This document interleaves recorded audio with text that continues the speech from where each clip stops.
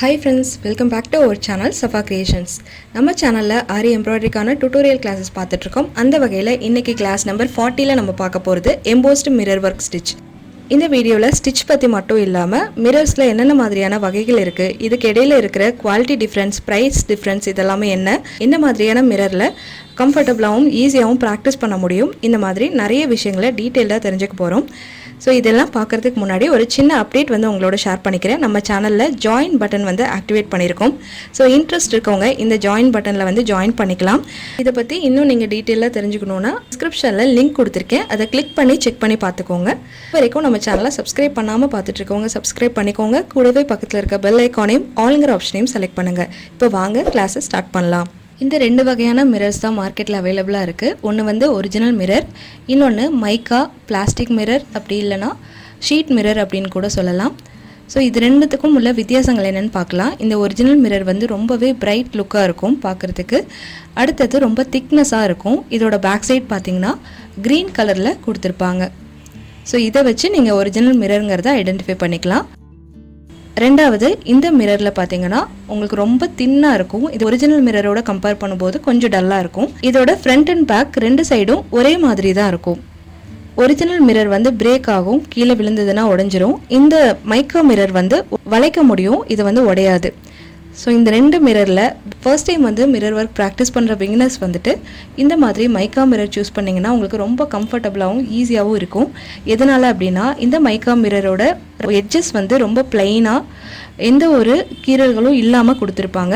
ரொம்ப ஃப்ளாட்டாகவும் இருக்கும். So needle move பண்ணி நீங்கள் ஸ்டிச் பண்ணுறதுக்கு ரொம்ப ஈஸியாக இருக்கும். இதுவே ஒரிஜினல் மிரர்னு எடுத்துக்கிட்டிங்கன்னா இது திக்காக இருக்கிறதுனால, அதாவது ஹைட்டாக இருக்கிறனால நீங்கள் நீடில் ஃப்ரண்ட் அண்ட் பேக் கொண்டு போகும்போது நீடிலோட முனை வந்துட்டு அந்த எட்ஜஸில் அடிக்கடி இடிக்கிறதுக்கு சான்ஸ் இருக்குது. ஸோ உங்களுக்கு ஒரு மாதிரி டிஸ்டர்பாக இருக்கும் ப்ராக்டிஸ் பண்ண. இன்னொன்று, சில்க் த்ரெட் யூஸ் பண்ணி தான் இந்த எம்போஸ்டு ஸ்டிச்சே வந்து நம்ம போட போகிறோம். ஸோ சில்க் த்ரெட் வந்து ரொம்ப சாஃப்டாக இருக்கும். அப்படிங்கிறதுனால இந்த ஒரிஜினல் மிரரில் கொஞ்சம் ரா எட்ஜஸ் வந்து இருக்கும். ஏன்னா ஒரிஜினல் மிரரை கட் பண்ணி தான் இந்த ரவுண்ட் ஷேப்பில் பண்ணியிருப்பாங்க. ஸோ அந்த ரா எட்ஜஸில் சில்க் த்ரெட் உராயும் போது த்ரெட் அடிக்கடி கட் ஆகிறதுக்கும் நூல் பிரிஞ்சு போகிறதுக்கும் சான்ஸ் இருக்குது. ஸோ அதனால் பிகினர்ஸாக இருக்கவங்க மைக்கா மிரர்லேயே வந்து ப்ராக்டிஸ் எடுத்துக்கோங்க. ஸோ இந்த மாதிரி மிரர் வந்து நீங்கள் வாங்கணும் அப்படின்னா டிஸ்கிரிப்ஷனில் அதோட லிங்க் கொடுத்துருக்கேன். ஸோ அந்த லிங்க்கை கிளிக் பண்ணி நீங்கள் பை பண்ணிக்கலாம். ரெண்டு மிரர்ஸ்க்கும் உள்ள ப்ரைஸ் டிஃப்ரென்ஸ் வந்து என்னென்னு பார்க்கலாம். ப்ரைஸ் வைஸ் பார்த்தீங்க அப்படின்னா ஒரிஜினல் மிரரை விட மைக்கா மிரர் வந்து ப்ரைஸ் கம்மியாக இருக்கும். அது மட்டும் இல்லை, இப்போ 10 கிராம்ஸ் வந்து ஒரிஜினல் மிரர் வாங்குறீங்க, அதே 10 கிராம்ஸ் வந்து மைக்கா வாங்குறீங்க அப்படின்னா ஒரிஜினல் மிரர் வெயிட் அதிகங்கிறதுனால அந்த பீஸோட கவுண்டிங் கம்மியாக இருக்கும். மைக்கா மிரர் வெயிட்லெஸ்ஸாக இருக்கிறதுனால ஆப்வியஸ்லி அதிக கவுண்டிங்கில் வந்து உங்களுக்கு மிரர்ஸ் கிடைக்கும். ப்ளவுஸ் அல்லது குர்த்தியில் ஒர்க் பண்ணுறீங்க அப்படின்னா நீங்கள் கொஞ்சம் லைட் வெயிட்டாக இருக்க ஒர்க்கை விரும்புகிறவங்க மைக்கா யூஸ் பண்ணிக்கலாம். ஹெவியாக இருந்தாலும் பரவாயில்ல, கொஞ்சம் வந்து லுக் வந்து பிரைட்டாக தான் இருக்கணும்னு நினைக்கிறவங்க ஒரிஜினல் மிரர் வந்து யூஸ் பண்ணிக்கலாம். ரெடிமேட் ட்ரெஸ்ஸஸ்லாம் பார்த்தீங்கன்னா இந்த ஷீட் மிரர் தான் அதிகமாக யூஸ் பண்ணியிருப்பாங்க. ஸோ அதுவும் யூஸ் பண்ணலாம், ஒரிஜினலும் யூஸ் பண்ணலாம். உங்களுக்கு எது வந்து பிடிச்சிருக்கோ, எதை யூஸ் பண்ண கம்ஃபர்டபுளாக இருக்கோ அது வந்து நீங்கள் எடுத்து யூஸ் பண்ணிக்கலாம். ஸோ இப்போ எம்போஸ்டு மிரர் ஒர்க் ஸ்டிச் எப்படி போடுறது அப்படிங்கிறத பார்க்கலாம்.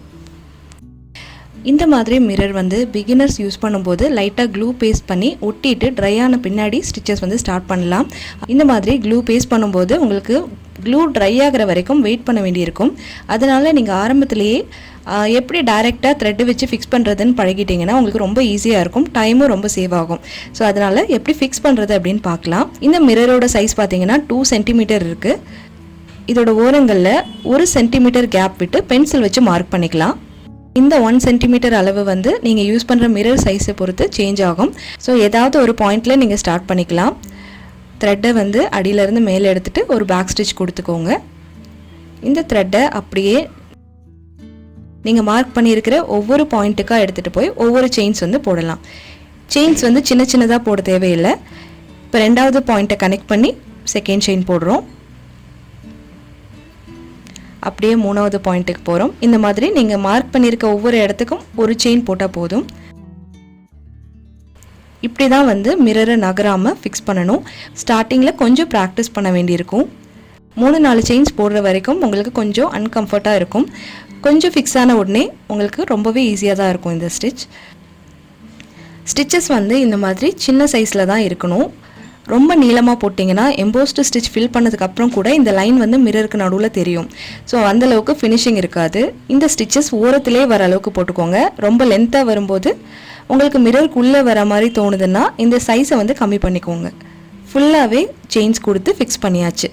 அடுத்ததாக தான் நம்ம எம்போஸ்டு ஸ்டிச் வந்து போடணும். இந்த மாதிரி கார்னர்லேயே தான் எல்லா ஸ்டிச்சஸுமே வந்திருக்கணும். இது ரொம்ப ரொம்ப இம்பார்ட்டண்ட். உங்களுக்கு வந்து இந்த ஃபிக்ஸிங் வரலைன்னா ரொம்பவே லைட்டாக க்ளூ பீஸ் பண்ணி மிரர் ஒட்டிட்டு காய வச்சுக்கோங்க.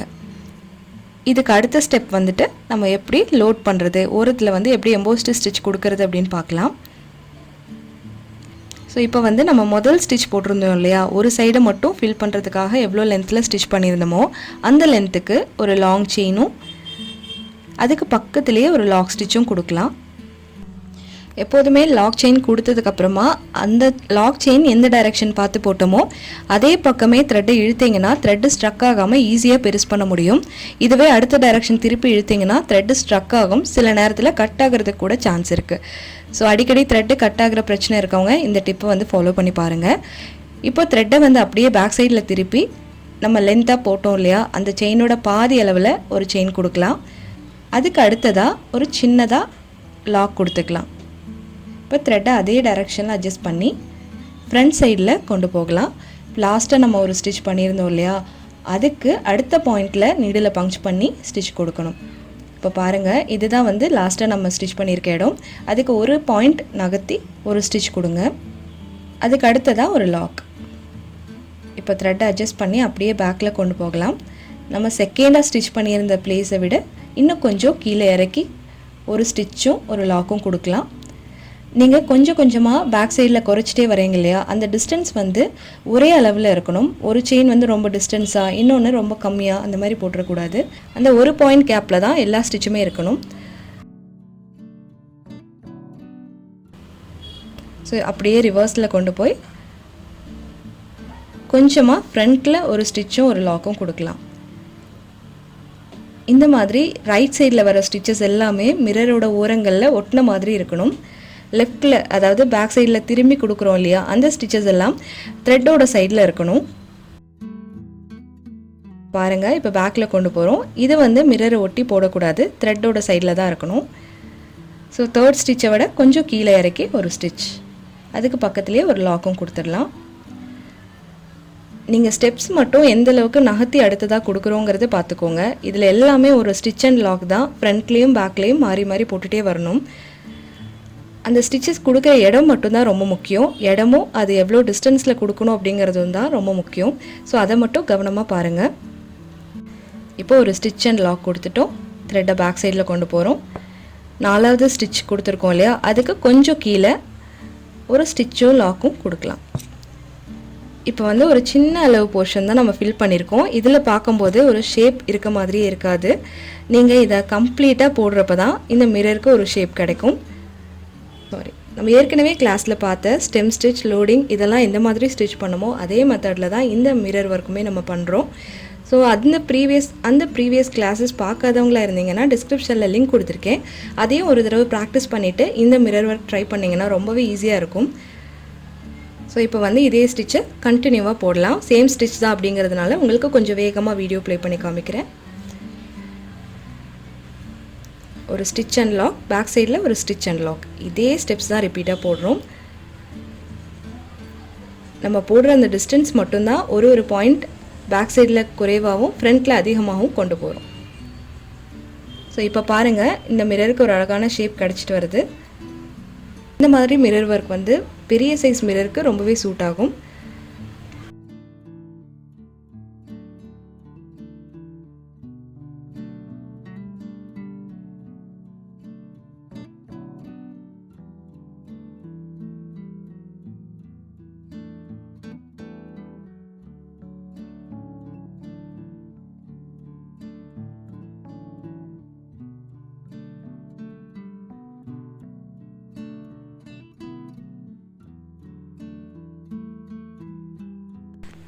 இந்த மிரரோட ரவுண்ட் வந்து முடிக்க போகிறோம். இந்த இடத்துல மட்டும் ஒரு சின்ன சேஞ்சஸ் இருக்குது. அதாவது நம்ம ஸ்டார்ட் பண்ண பிளேஸில் அந்த லோடிங் வந்து ரொம்ப தின்னாக இருக்கும். ஸோ அதை கவர் பண்ணுறதுக்காக இப்போ நம்ம கொண்டு போகிற ஒவ்வொரு ஸ்டிச்சையுமே இப்போ பாருங்கள், பேக்கில் கொண்டு வந்து ஒரு ஸ்டிச் அண்ட் லாக் கொடுக்குறோம். இப்போ இந்த த்ரெட்டை ஃப்ரண்ட்டில் கொண்டு போய் நம்ம தின்னாக போட்டிருக்க அந்த லைனோட உள்பகுதியில் ஸ்டிச் பண்ணி லாக் கொடுக்கணும்.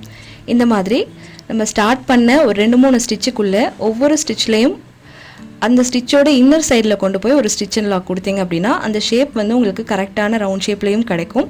திக்னஸும் எல்லா சைட்லேயும் ஈக்குவலாக இருக்கும். இந்த இடத்துல தான் நிறைய பிகினர்ஸ் வந்து மிஸ்டேக் பண்ணுவீங்க. ஸோ இந்த இடம் வந்து கொஞ்சம் கவனமாக பாருங்கள்.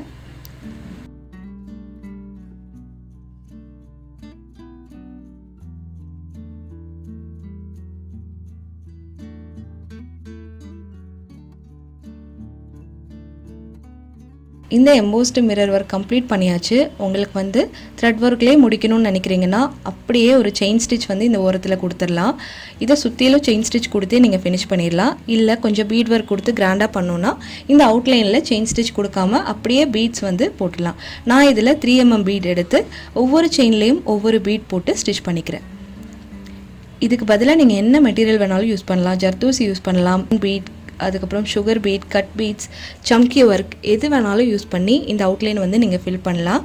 2-3 லேயர் கூட போட்டு கொஞ்சம் கிராண்ட் ஆக்கலாம். நீங்கள் ட்ரெஸ்லலாம் போடும்போது ஒரு 2-3 லேயர் கூட ஃபில் பண்ணி கொஞ்சம் பெரிய மிரர் ஒர்க்காக மாற்றலாம். இந்த மாதிரி மிரர், சில்க் த்ரெட், அதுக்கப்புறம் ரவுண்ட் பீட்ஸ் இதெல்லாம் நீங்கள் வந்து வாங்கணும்னு நினைக்கிறீங்கன்னா டிஸ்கிரிப்ஷனில் லிங்க் கொடுத்துருக்கேன், அதை கிளிக் பண்ணி வாங்கிக்கலாம்.